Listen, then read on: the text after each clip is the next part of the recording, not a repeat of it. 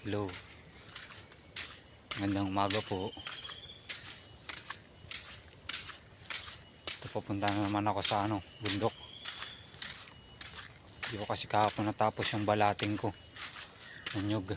Ngayon marami pa akong babalatan. Kailangan maaga pa umalis.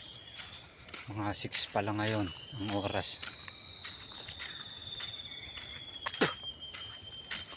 Kasi baka hindi na naman ako makarami kasi pag tanghali na mainit. Maganda yung maaga pa. Kasi malamig pa yung panahon.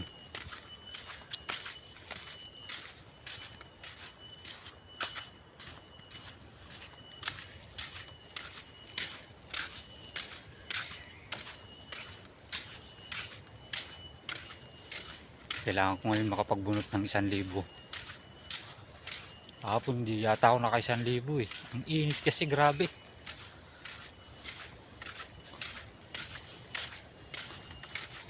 Ang hirap itrabaho ng sobrang init.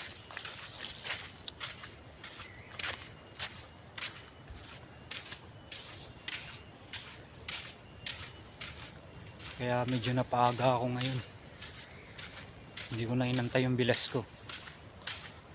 Kasi nagano yung kagabi, nagsulo. Puyat siya. Sabi niya sa akin kahapon, mauna na lang daw ako kapag ka magising ako ng maaga. Kaya ito, nauna ako ngayon.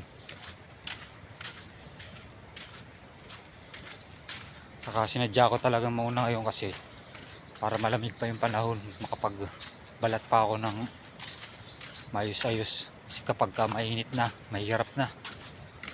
Tatakbo-takbo na naman ako mamaya niyan kung saan maghanap ng sisilungan.